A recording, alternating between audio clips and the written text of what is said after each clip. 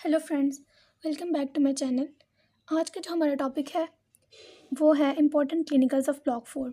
तो आज हम जो डिस्कस करेंगे वो जो इम्पोर्टेंट क्लिनिकल्स हैं ब्लॉक 4 के वो हम डिस्कस करेंगे, क्योंकि मुझे पता है कि लेक्चर्स वगैरह तो होते रहेंगे इम्पोर्टेंट टॉपिक्स पे, लेकिन जो बच्चे मिस कर देते हैं चीज़ वो है क्लिनिकल्स, क्योंकि थ्योरी तो वो पढ़ लेते हैं लेकिन क्लिनिकल्स पढ़ना भूल जाते हैं mainly.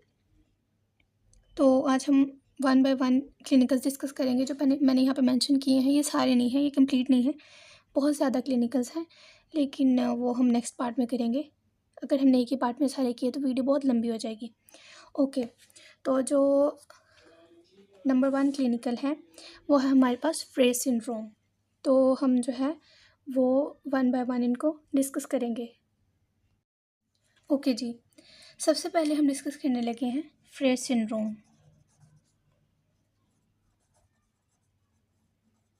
Phrase syndrome actually parotid gland की डक्ट से रिलेटेड है, या कह लो कि पैरोटिड ग्लैंड से ही रिलेटेड है, क्योंकि जीआईटी जो है उसमें हमारे पास सलाइवरी ग्लैंड्स से लेके यानी ओरल कैविटी से लेके एनस तक जितना भी पार्ट है उसमें आएगा।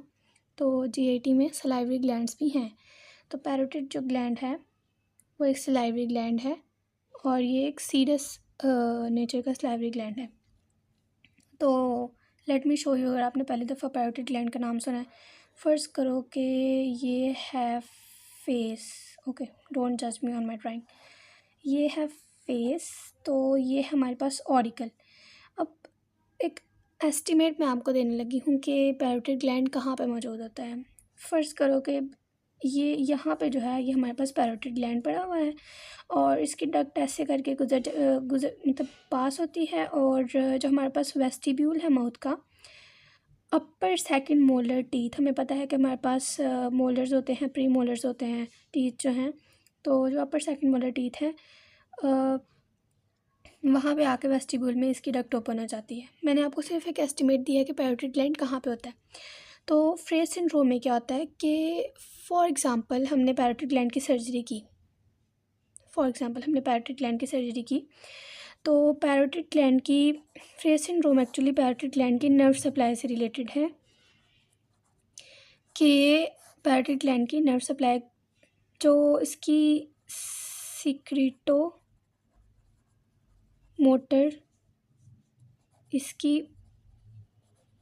पैरासिम्पथेटिक सिक्रीटो मोटर, इसकी जो नर्व सप्लाई है उससे रिलेटेड है। जो मैं आपको इसकी सारी की सारी नर्व सप्लाई नहीं बताऊंगी, वो बहुत ज़्यादा कॉम्प्लेक्स हो जाएगा आपके लिए समझना कि ऑप्टिक गैंग्लियन क्या है और प्री गैंग्लियनिक फाइबर्स कहाँ से आते हैं, पोस्ट गैंग्लियनिक फाइबर्स जो हैं वो कहाँ से आते हैं।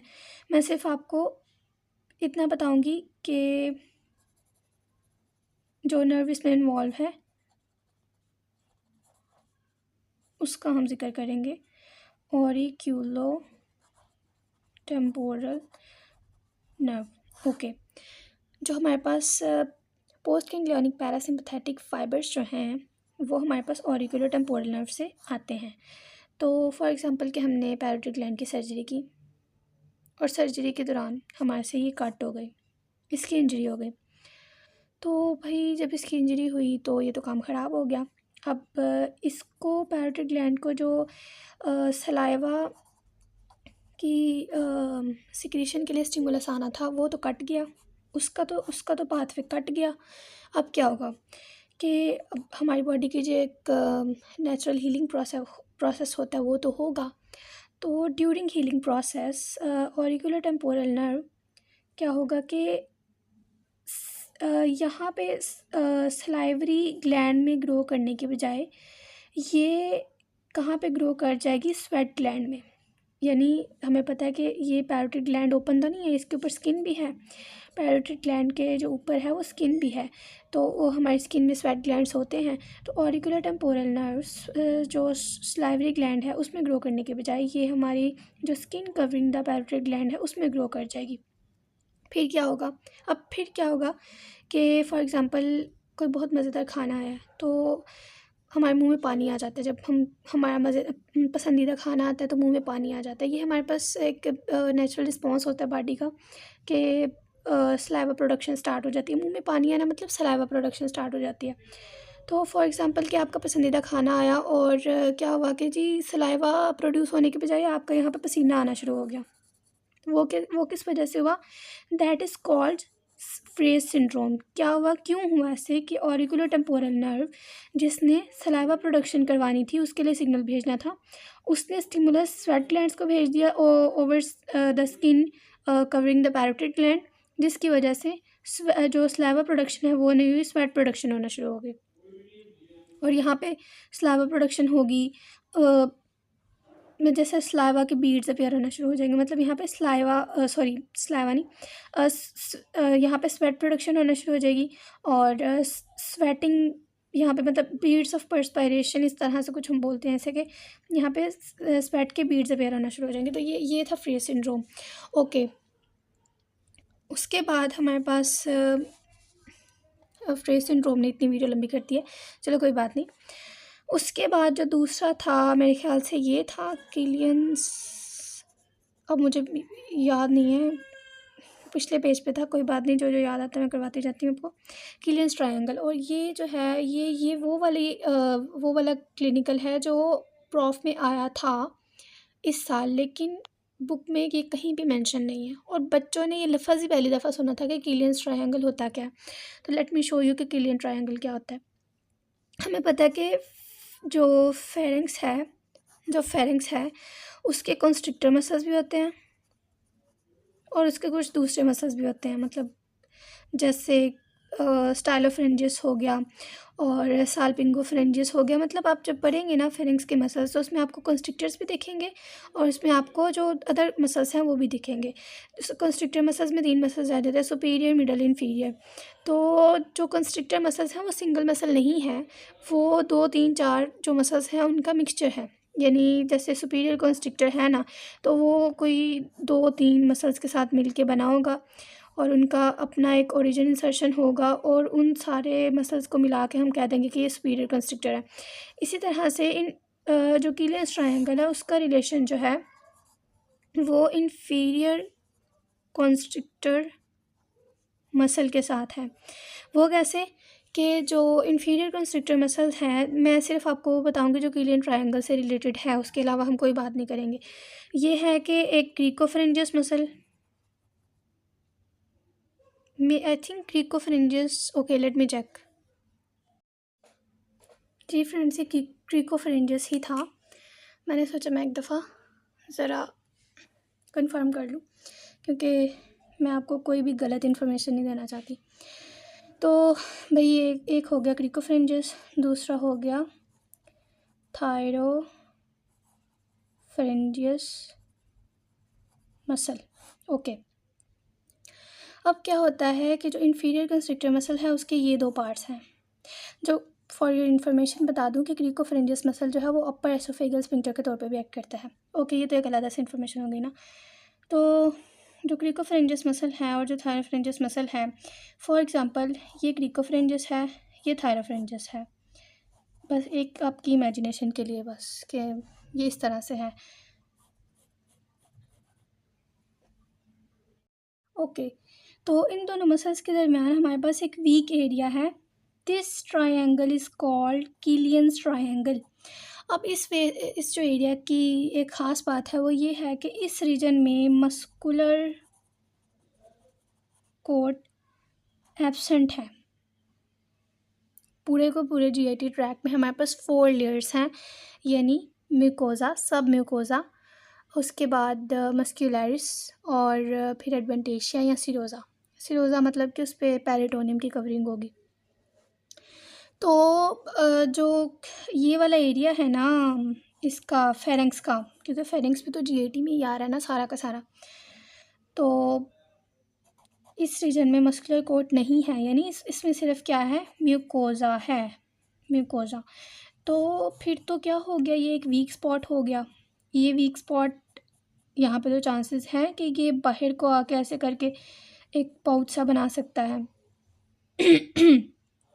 तो फिर यही होगा यहाँ पे, यहाँ ये जो ट्रायंगल है ना, ये एक वीक स्पॉट है, यहाँ पे मस्कुलर कोड नहीं है, ये बहुत कमज़ोर है। तो जैसे पता है कि हमें पता है कि ये जो आर्टरी है उसमें एक बलूनिंग हो जाती है, आर्टरी की जो है वो आउटपोचिंग हो जाती है, क्योंकि जहाँ से आर्टरी वीक होगी वहाँ पे वो आउटपोचिंग हो जाएगी, उसको हम एन्यूरिज्म बोल देते हैं। सेम यहाँ पे मस्कुलर कोड नहीं होगा, ये वीक एरिया होगा, यहाँ पे आउटपोचिंग होगी फेरिंक्स की, और एक डाइवर्टिकुलम सा बन जाएगा जिसको हम बोलते हैं ज़ेंकर्स डाइवर्टिक्यूलम। तो ये इतनी सी चीज़ थी जो प्रॉफ में आई थी और बच्चे इतने परेशान हो गए थे कि पता नहीं ये क्या चीज़ है, और हमने तो ये नाम ही पहली दफ़ा सुना है। तो ये जो था ये इन्फीरियर कंस्ट्रिक्टर मसल से रिलेटेड था। इस डाइवर्टिकुलम को बोलते हैं ज़ेंकर्स डाइवर्टिक्यूलम। ओके जी, इसको बोल दिया हमने ज़ेंकर्स डाइवर्टिकुलम। अब क्या होगा कि जब भी फेरेंक्स से कोई फूड वगैरह गुजरेगी तो उसके चांसेस हैं यहाँ पे आने के। तो जब भी कोई फूड पार्टिकल वो यहाँ पे आएगा तो ना तो वो डाइजेस्ट होगा, ना वो बॉडी से एक्सक्रीट होगा। तो क्या होगा, चांसेस हैं कि यहाँ पे रिगर्जिटेशन हो जाए। Okay, whatever the spellings are, regurgitation हो जाए। और दूसरी बात, हमें पता है कि जहाँ पे भी स्टेसिस होती है वहाँ पे अगर बैक्टीरिया आ जाए तो वहाँ पे इन्फेक्शन हो जाएगी। तो अगर यहाँ पे बैक्टीरियल जो है वो बैक्टीरियाज़ का हमला हो जाए और यहाँ पे इन्फेक्शन हो जाए तो यहाँ से जो सारा का सारा जो फूड पार्टिकल्स है ना, फर्मेंटेशन बैक्टीरियल फर्मेंटेशन हो जाए अगर यहाँ पे, तो पर्सन जो हैं वो हैलिटोसिस का शिकार होंगे, यानी बैड ब्रेथ। वो कंप्लेन करेंगे कि सर हमें ना जब हम बात करते हैं तो हमारे मुंह से स्मेल आती है। इसमें हैलिटोसिस होगा, रिगर्जिटेशन होगा और डिस्फेजिया भी होगा, मतलब उनको ना खाना खाने में मसला होगा। आपने बस ये 3 चीज़ें बता देनी है। उसके बाद अच्छा जी, उसके बाद हम आ जाते हैं कैपिट मेड्यूसा पे। वो तो मैंने आपको पिछली वीडियो में भी बताया था, कैपिट मेड्यूसाई। ओके, तो मेड्यूसा हम कह देते हैं स्नेक मतलब स्नेक्स को ना हम कह देते हैं मेड्यूसा। आपने स्टोरी तो सुनी होगी मेड्यूसा की, जिसके वो जो बाल थे वो स्नेक्स की तरह बनते थे। I don't know the exact story, but मैंने सुना था कि भाई मेड्यूसा जो है उसके बाल जो है वो स्नेक्स वाले थे, समथिंग लाइक दिस, इस तरह के था कुछ। ओके, हम नए टॉपिक पे आते हैं। कैपिट मेडूसा क्या होता है कि for example there is portal vein obstruction और देयर इज़ लिवर सिरोसिस।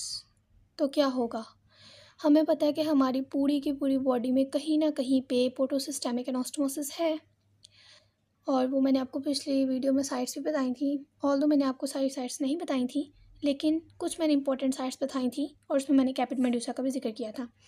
तो भाई पूरी की पूरी बॉडी में हमारे पास जो है ना पोर्टल वेन और सिस्टेमिक वेन्स का आपस में ताल्लुक़ है, किसी न किसी तरह से वो आपस में कनेक्ट करती हैं। चाहे वो लोअर एंड ऑफ एसोफेगस पे है, चाहे वो उधर है रेक्टम पे है, और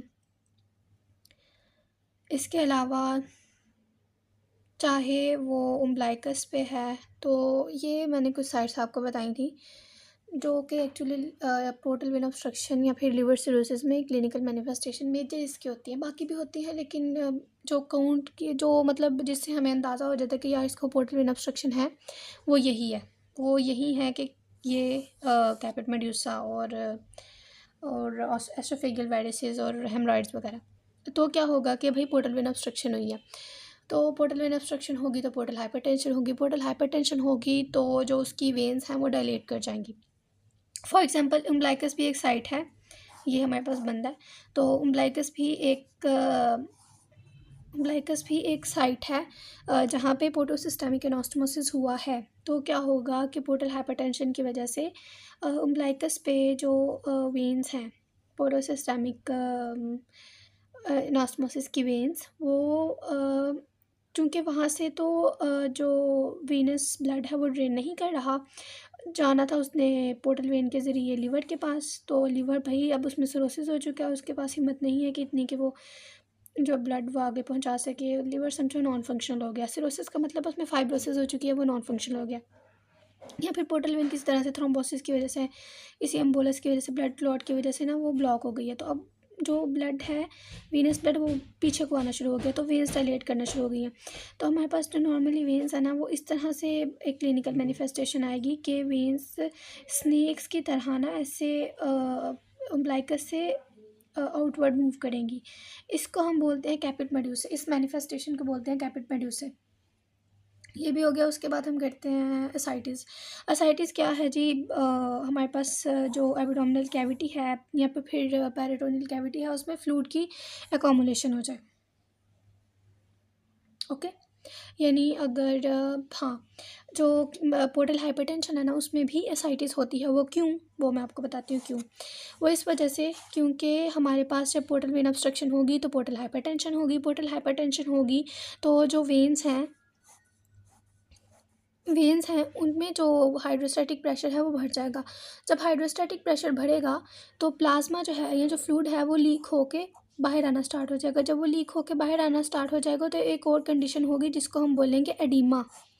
तो अगर वो इस केस में हो कि जो वेन्स यहाँ पे इस एब्डोमिनल वाले हिस्से में जो वेन्स डायलेट कर जाएँ, फिर उनका हाइड्रोस्टैटिक प्रेशर बढ़ जाए और फिर वहाँ से अगर फ्लूइड बाहर को लीक करना शुरू हो जाए, तो एब्डोमेन में अगर फ्लूइड इकट्ठा हो जाएगा तो उसको हम बोल देंगे एब्डोमेन में अगर फ्लूइड इकट्ठा हो जाएगा तो उसका हम बोल देंगे असाइटीज़।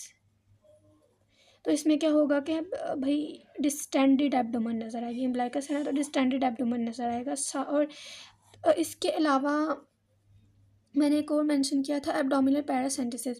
तो जब हमारे पास एसाइटिस हो गया, ये सारा फ्लूइड इकट्ठा हो गया, और फ्लूइड इकट्ठा होने के बाद जी हमने क्या करना है? जब भी फ्लूइड इकट्ठा होता है तो हम क्या करते हैं, हम उस फ्लूइड को ड्रेन करते हैं। तो ड्रेन कैसे करेंगे? Abdominal paracentesis is the procedure by which हम नीडल अंदर घुसाते हैं और सारा का सारा जो फ्लूइड है वो बाहर ड्रेन कर लेते हैं। तो वो पॉइंट जो आपको पता होना चाहिए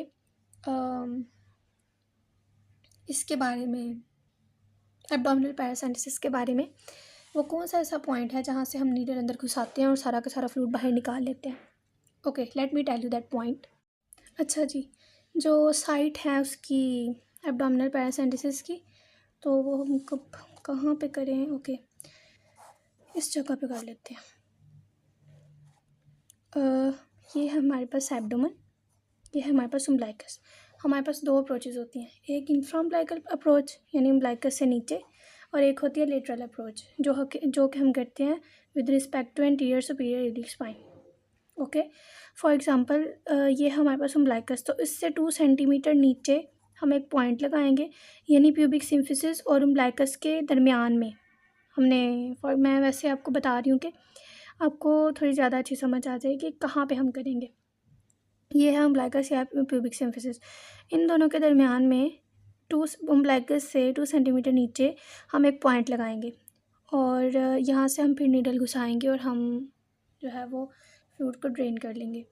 उसके बाद इंटीरियर सुपीरियर इलिक स्पाइन से सुपीरियर और मीडियल 5 सेंटीमीटर, मतलब यहाँ पे तो आपको प्रॉपर उसकी मेजरमेंट नहीं पता चलेगी कि 5 सेंटीमीटर कितना है, लेकिन जब हमारे पास असाइटिस का पेशेंट होगा और हम उस पर मेजरमेंट करेंगे तो हम प्रॉपर जो मेजरिंग टेप है उससे लेके मेजर करेंगे कि 5 सेंटीमीटर कितना होता है।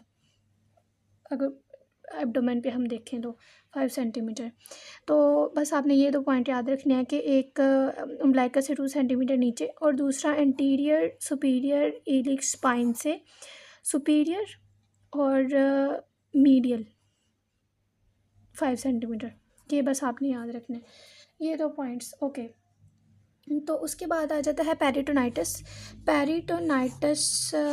पेरिटोनाइटिस हम करते हैं जी, नाम से पता चल रहा है, आइटस का मतलब होता है इन्फ्लेमेशन, पैरी का आ रहा है पेरिटोनियम से। तो भाई पेरिटोनियम की अगर इन्फ्लेमेशन हो जाए तो वो किस वजह से हो सकती है? एक तो होती है कि लोकलाइज, अगर कहीं पेरिटोनियम की इन्फ्लेमेशन हो जाए, वो किस वजह से अमूमन होती है कि अगर उसका अंडरलाइन जो ऑर्गन है वो अगर इन्फ्लेम्ड है, तो उसकी वजह से जो उसकी ओवरलाइंग पैराइटल पेरिटोनियम है उसकी भी फिर इरिटेशन होगी। जब इरिटेशन होगी तो फिर पेन होगी, और लेकिन वो लोकलाइज्ड पेन होगी। जो सबसे ख़तरनाक जो चीज़ होती है ना उसकी पेरिटोनाइटिस की, जो सबसे ख़तरनाक चीज़ टाइप होती है वो होती है जनरलाइज्ड पेरिटोनाइटिस। इसमें सारा का सारा पेरिटोनियम इन्फ्लेम होता है। इसमें तो चलो भाई हमें पता है कि जी एक विज़रल पेरिटोनियम है, एक पैराइटल पेरिटोनियम है। विज़रल है जो विज़रास को कवर करती है, पैराइटल पेरिटोनियम एब्डोमेन के वॉल के साथ ढेर होती है, लेकिन वो भी तो कवर कर रही है ना ऑर्गन्स को। तो जब भी हमारे पास इन्फ्लेमेशन होगी किसी ऑर्गन की, जैसे लीवर की हो गई, या फिर कह लो कि गैस्ट्राइटिस हो गया, स्टमक की इन्फ्लेमेशन हो गई, तो ऑब्वियसली जो उसकी ओवरलाइंग पैराइटल पेरिटोनियम है उसकी भी इरिटेशन होगी। जब इरिटेशन होगी तो वो उसकी पेन स्टार्ट हो जाएगी, पेरिटोनाइटिस हो जाएगी, लेकिन वो लोकलाइज्ड होगा। ख़तरनाक जो चीज़ होती है वो होती है जर्नलाइज्ड पेरिटोनाइटिस, जिसमें सारा का सारा जो पेरिटोनियम है ना वही इन्फ्लेम हो जाएगा। सारा का सारा जो एब्डोमेन का पेरिटोनियम है जो एब्डोमेन की वॉल को कवर कर रहा है, और वो वाली जो टाइप है वो ज़्यादा डेंजरस है। ओके, तो आज की वीडियो में बस इतना ही। बाकी जो हम करेंगे क्लिनिकल्स वो हम नेक्स्ट पार्ट में करेंगे, क्योंकि इससे वीडियो बहुत लंबी हो जाएगी। तो आज की वीडियो में बस हम इतने प्रैक्टिकल्स करेंगे, बाकी हम नेक्स्ट में डिस्कस करेंगे। Thank you so much.